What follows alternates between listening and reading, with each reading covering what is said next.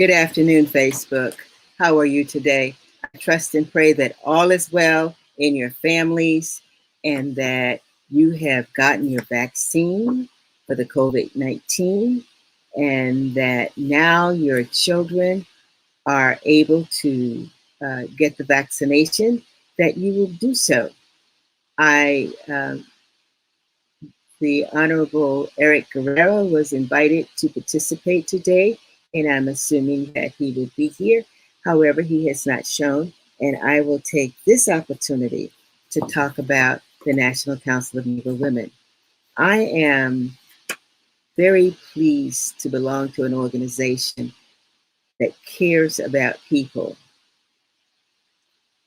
that the goal is for any woman can belong, or man can belong to the National Council of Negro Women, as long as they embrace the goal, the mission of the NCNW, to make, in essence, to make life better for the women of African descent and their families.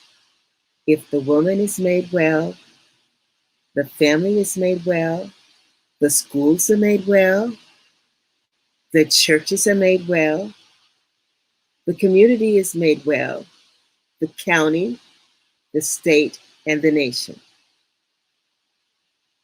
And when NCNW heard that some of us had gotten our shots, the first one, but didn't go back and get the second one, and we are told that the inoculation requires both shots unless you're having Johnson & Johnson. NCNW got real busy. This is at the national level, to bring sections in to say, what can we do? How do we reach our people? How do we help be a difference maker in the community? So I am very pleased today to talk about, I don't know a lot of, but Health Wins, to talk about the fact that we will make a difference in the community.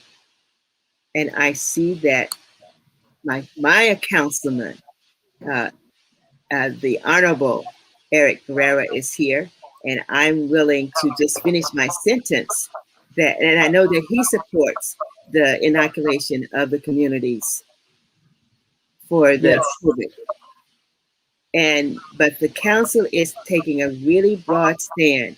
We have contracted with Uber, who wants to make their contribution to the community, and we will provide places for you to provide rides for you to get the vaccine. We will provide rides for the children, but remember, the youth have to be accompanied by an adult. We will not provide a ride for a child to go by him or herself. They have to be with an adult. Enough for that. So thank you for listening and indulging me. And our keynote person, the prime person that you're looking and want to hear, is the Honorable Sacramento City's City Council Councilmember Eric Guerra, 6th District that I live in. And Eric, I don't know if I know I didn't tell you, but one of the reasons that I appreciate you is that you always know me when we're out. Even when I'm out in your district, and I'm just going to say it the way I am, and when I'm around white people, you still know me. When you are around people of influence, you still know me. And I appreciate that, and I say thank you.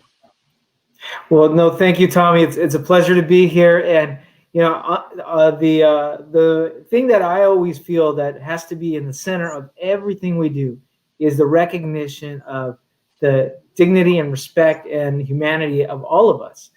Class, title, all of those things outside of that are irrelevant, and frankly, they are sometimes create noise around us to actually address the true issues. And so I always enjoy also you for recognizing me. I'm just the new kid on the block here, and I appreciate you allowing me to work in your community. And I work for you, as they say, as a council member. Yes, you do. And I was talking to Eric, the city council member, about the work that we do with the Children of Promise in dreams. We definitely have hypothesized that if we can get parents to zero in on the dreams of their children, then we believe, we don't know this to be true, but we believe that we will have fewer absenteeisms in the school district. We will have less suspensions, fewer suspensions. We will have a higher graduation rate. A lot of things will change because the children are focused. And you have to be focused. And so Eric said, well, I have a story to tell. I have a story to tell.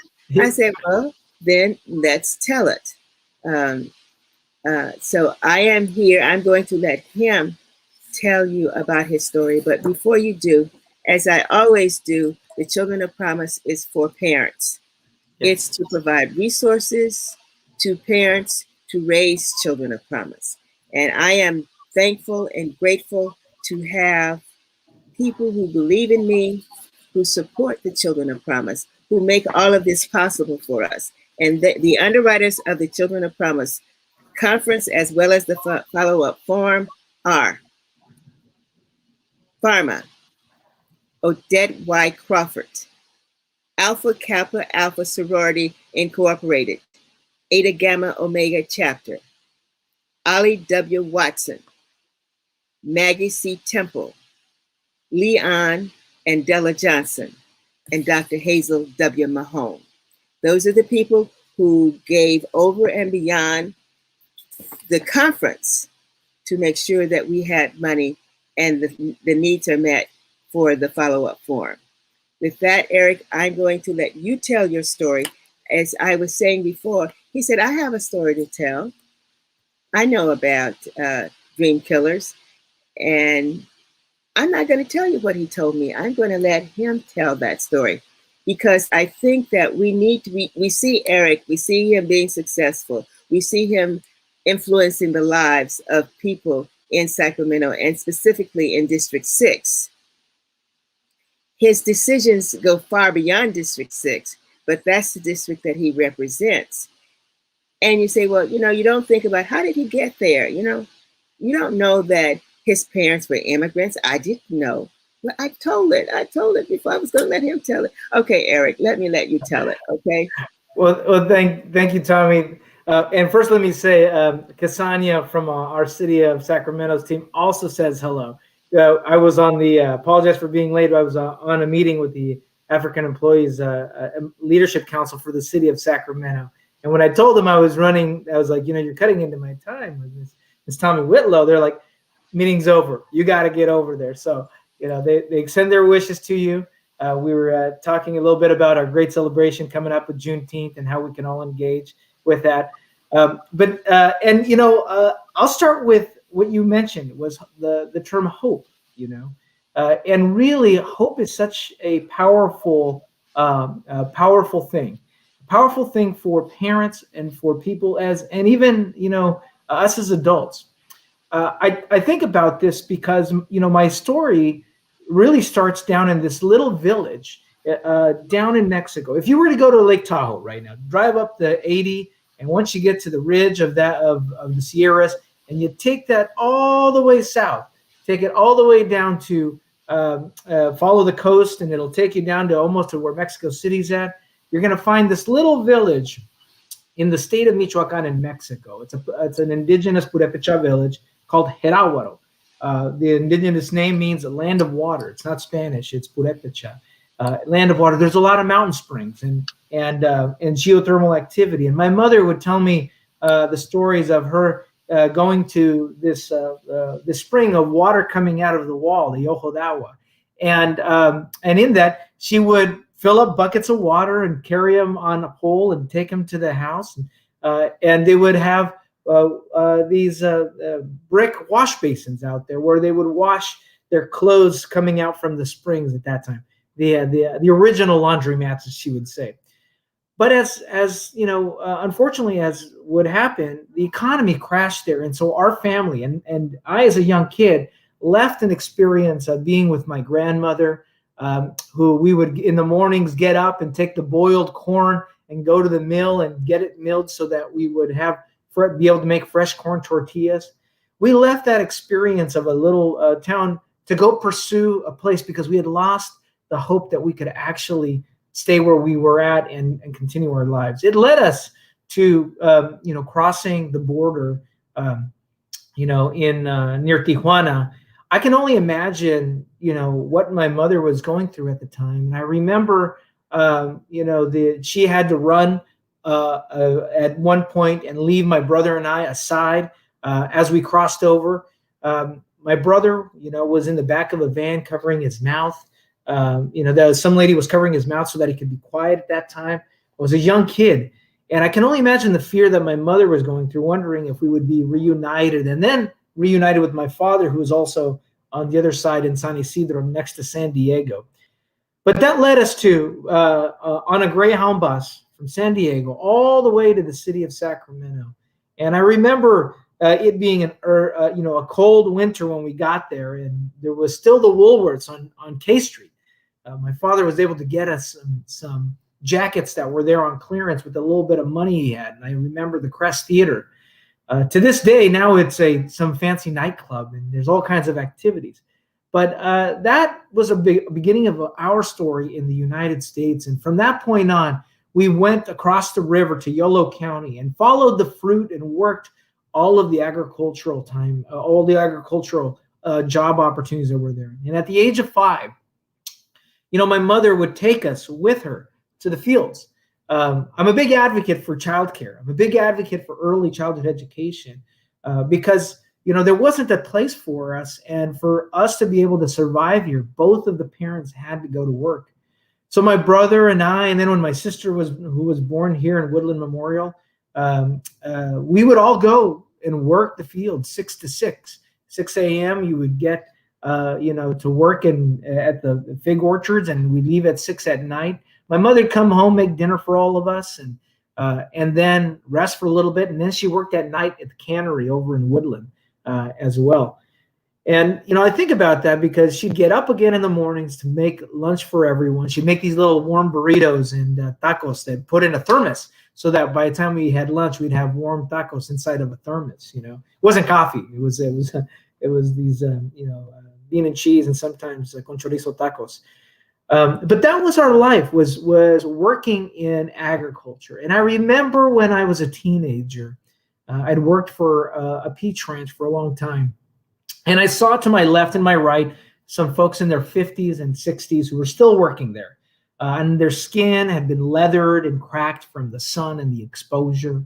And I thought to myself, that's my life. That is the future of what I had. I had no hope.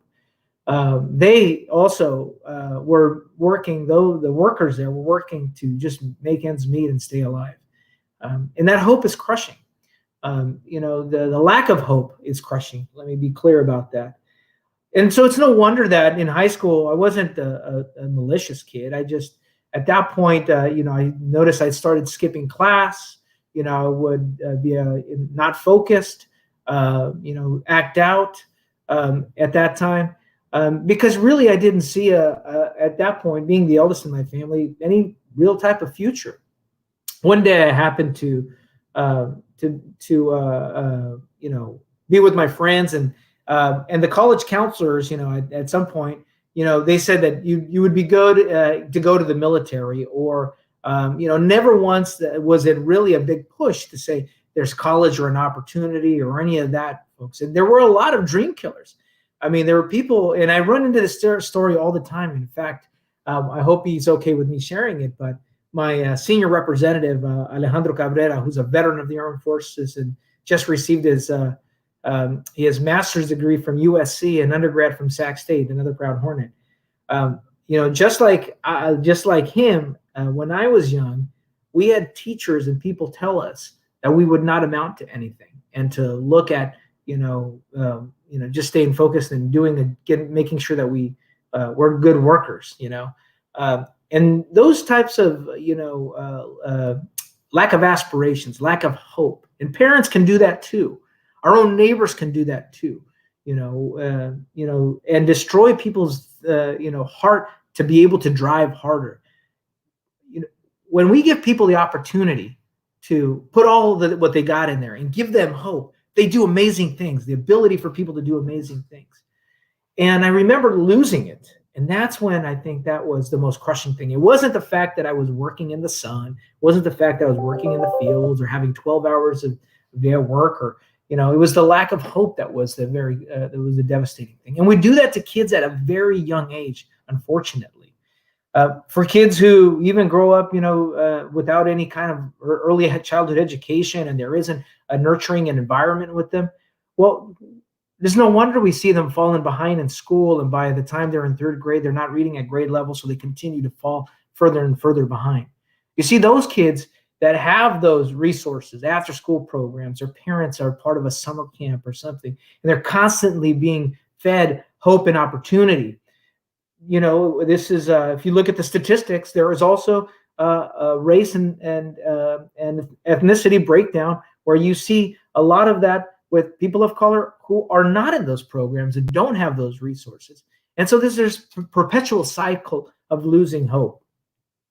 Well, I was skipping class one day, and I happened to crash that conference room in high school where all the good kids and all the kids who are being recruited by college counselors are brought in to talk to them about going to college. And I happened to walk in there, and, being the class clown that I was, they soon after, one of the high school administrators moved me out and sent me to make a friendly visit to the vice principal's office. But one of the college counselors there, who was a dream maker, a hope provider, said, "Who is this kid? Why was he? What was his background?" I'm trying to understand who he was as a person, that person that I was at that time. And back then, I thought I was a very down cholo, very concerned about creasing my dickies. Those were, priorities of mine at that time, making sure that I was looking sharp for school, but wasn't thinking about the future. But that college counselor wanted to know more about me, and found out that because I had taken some of these aptitude tests for the military, that I worked as a seasonal farm worker, that I qualified for a federal program to be able to go to Sac State. And that opportunity to bring hope back into my life was so life-changing, so powerful, to be able to reinstill this ganas, this a word in Spanish, ganas, which is a combination of will and determination and energy. Doesn't have any real translation. Ganas, putting that back into me was so powerful, because what it led to was not only me going to college and then getting this will to be able to become and get my engineering degree, but then also to spread that hope to my younger brother, who didn't want to be like his older brother, so he did mechanical engineering. Also spread to my younger sister, who didn't want to be like her two older brothers, and so she did construction management, and now she's building affordable housing here in the county of Sacramento, and also built farm worker housing for folks in Yolo County. But more importantly, it brought hope to my mother as well. And at the age of 50, she went and followed us and got her GED, learned English, her citizenship, who only had a 4th grade education when she got to this country, and was able to change her life and get her AA degree, and now be licensed in early learning and early childhood education, and completely transform all of our experiences. That hope is so addicting, and so also can spread like wildfire if we take advantage of it and breed it and bring it out to people and spread it amongst it, no matter what age, to be able to inspire people. And when you do that, and we acknowledge that not everyone has starting at the same starting point, and support them, then I think we start making a change in folks. We start making an ability to uplift our communities, because people are driving on their own energy. We're not pulling them, we're uplifting them. Hope is powerful. And I think about all of the challenges that we encountered. Not knowing the language in this country, not having the resources, not having healthcare. I mean, I remember, as a kid, They thought I had a learning disability in class because I wasn't keeping up in the first grade, and it turns out they put me in the back of the class. One, I didn't know English, and second, they didn't know I couldn't see, that I was visually impaired. And in the Lions Club, I thank all the members of the Lions for getting me my first pair of glasses. Not having been able to have health, dental insurance, and so the first my visit to the dentist was removing a number of teeth and getting a number of fillings. I think they took out 4 teeth and a number of fillings. But a kid in pain and at a young age can't do well, so they can't even get that energy, that hope, that ganas. So thinking about all of those concepts and what are we doing in our community as a city, as citizens, to be able to push that energy of hope and be dream makers, and to stop those when we see a dream killer out there, someone putting a person down or minimizing someone. We need to intervene and be just like that college counselor. I remember her name was Raquel, who said, who is this person? This person is not a number. It is a person who probably has the same dreams and aspirations as I do, and that they shouldn't be locked up in the back of our minds. It should be something that we bring out in people. We see that now in COVID more than ever, to be able to help people. Mental health and the issue of depression has been rampant, and unfortunately in many of our communities of color that may not have access to mental health services. Being able to help people through that time and bring hope, I think, is going to help us through this time in the pandemic, to be able to get through, to be able to support our small businesses during a very challenging time, and to help our workers, think about how they transition into new wage job opportunities, and think about the future of our area so we can provide for our kids. I'll stop there, Tommy, and say that I appreciate this opportunity to talk about it, because I think as we began this week opening up in the pandemic, it's a hopeful time. The sun is out and it is hot, and I like my salsa caliente, so I'm not going to complain about the heat, but I will say that it's a time for us to be hopeful and to be able to say, when we see a dream killer out there, to remind them that they are making more damage, not just to that one person, but to people around there. And we should be dream makers in our community. Yes, absolutely. Absolutely. And you know what? You are so fortunate to have had someone to say, who is that young man? And I suspect because you tested well on the exams that they gave. So it showed that you were smart. And and someone saw that you weren't living up to your potential and cared enough. So if I take anything away from what you're saying today, I'm taking that we all of us have a responsibility to help someone have hope. And especially if you can identify someone without the hope. Yes, and if we can do that for our parents, us as for the parents that are watching, I'm a new dad. My son is 3 years old, and now he's in that point where he's past his toddler age. He's got an opinion and he can speak his mind, right? With also the ability to run fast. And I think it's a time, that now that I think about that, I always want to try to ask him questions about, what does he want? What make him think about his dreams, and start that early on in his life. And we should, as parents, and if we see our friends, like encouraging, that kind of culture around each other. So it's been a lot of fun being with other, we have a little childcare pod with our other parents here, talking within each other about how do we spread that message of hope amongst our kids. And it's a village, so that, whether it's my kid or another kid, that we are uplifting everyone and those young kids around us and spreading that around. When I see you on the news talking about childcare, I have a greater appreciation of that you are sincerely care about making sure that the children are taken care of and that they are safe while the parents can go and do their work. Thank you. I appreciate you telling us about your mother going back to get her AA degree, because one of the things that I want everybody to know is that you're never too old to fulfill a dream that's in your heart of something you want to do. I was at the 108th birthday of Dr. Bernice Hunter yesterday. Yeah. She got her PhD at 91. Oh my God. So you're never too old, never too old, never too old to realize the dream.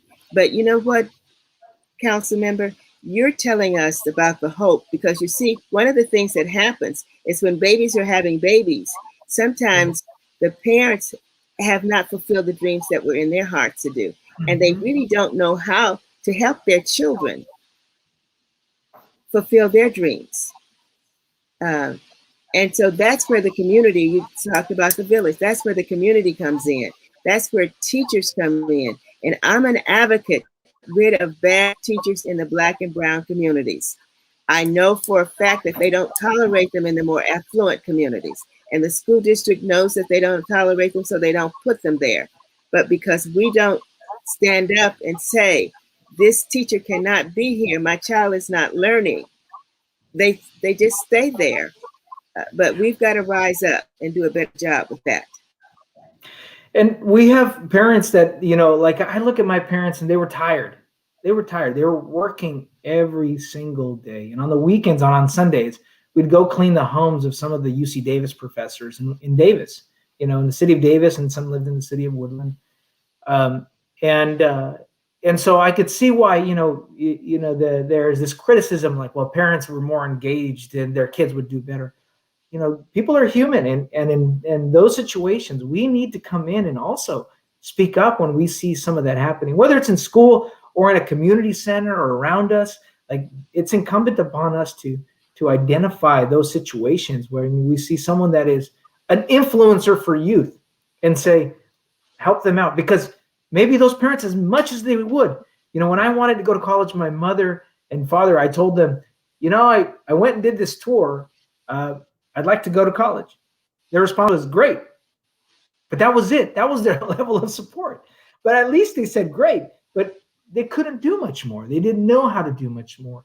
I will thank also Mrs.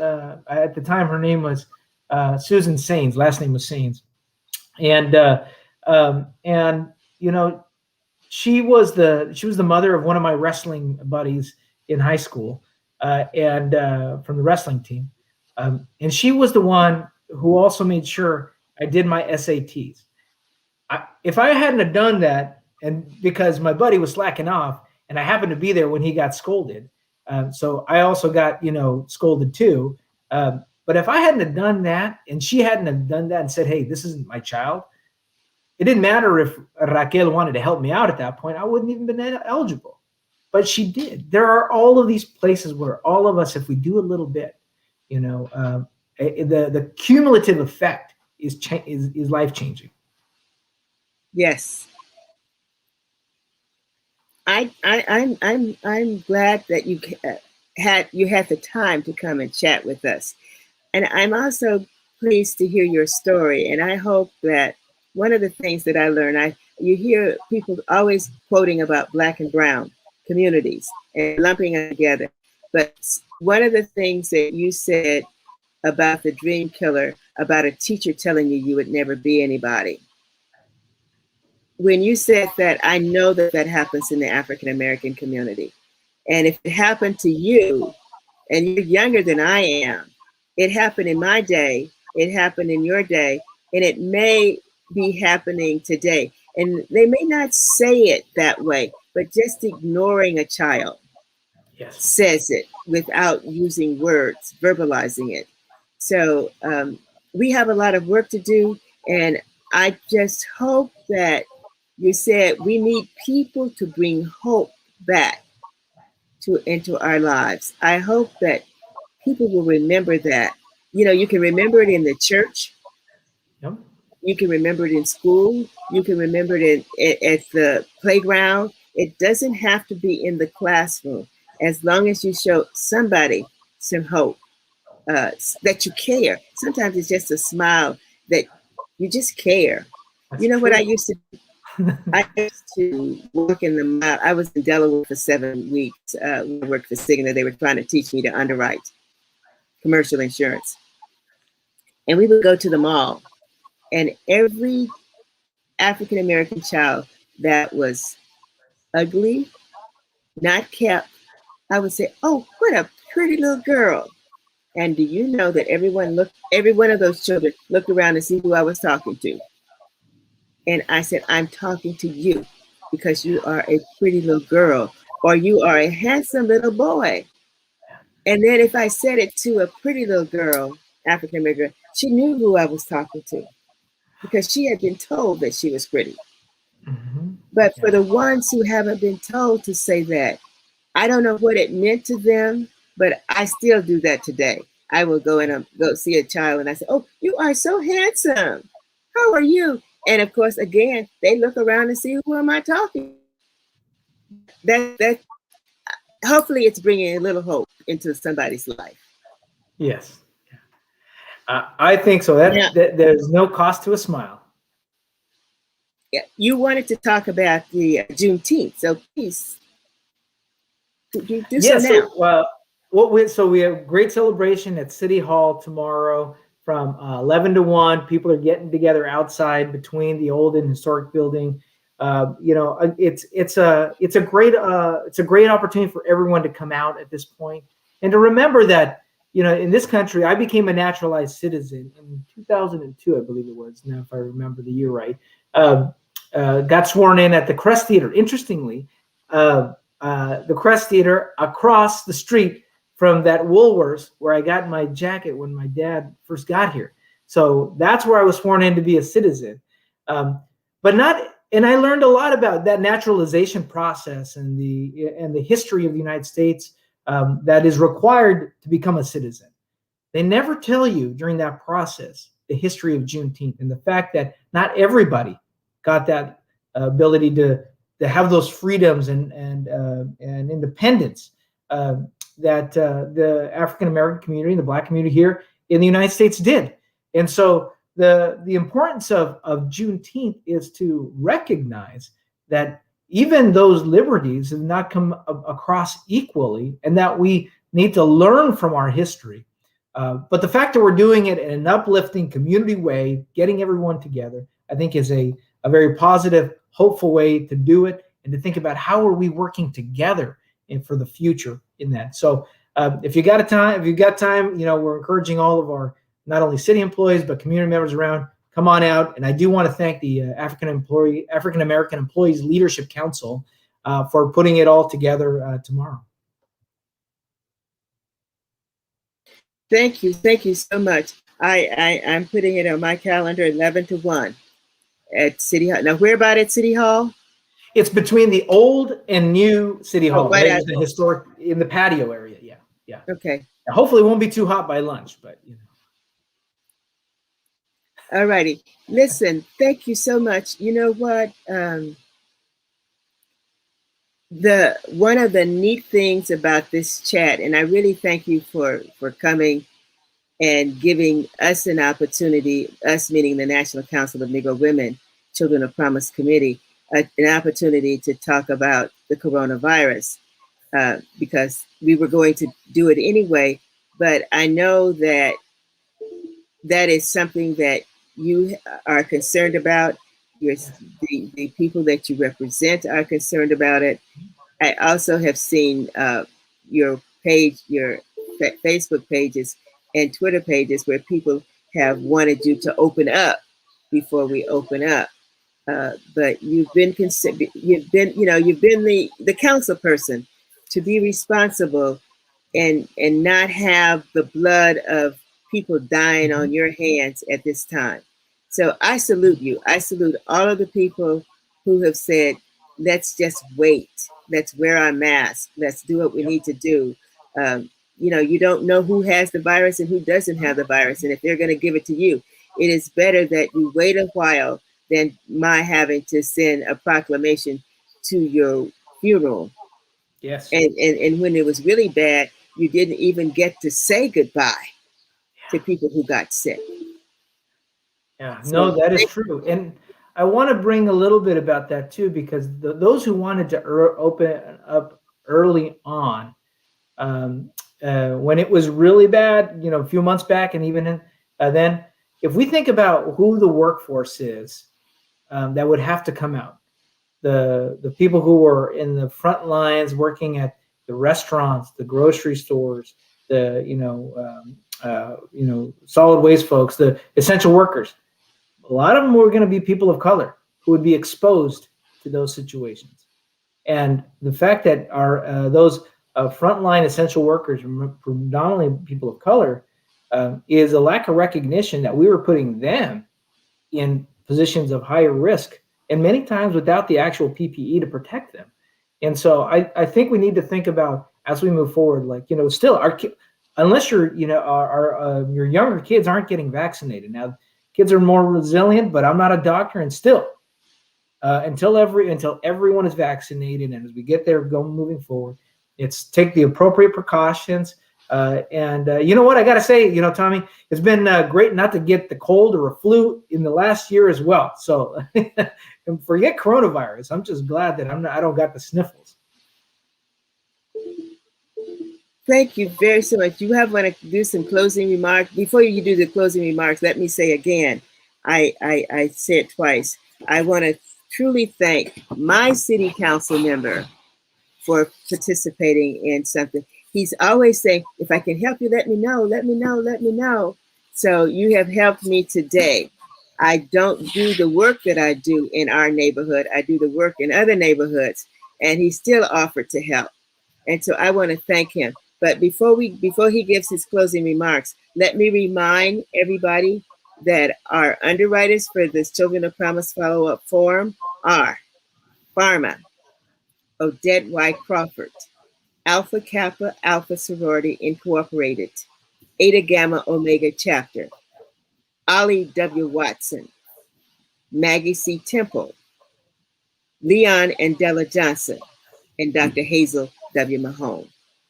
Council member, as you can see, most of the people who support this program are everyday people. We have only had this year one corporation, and the rest of them are people who, none of those people, the only person I asked money for was from Farmer. The rest of the people give every year. Those people give $200 or more every year to this program. So I put their name out there just to make sure that people who are listening know who underwrites it. So if you would give us your final words, I would appreciate it.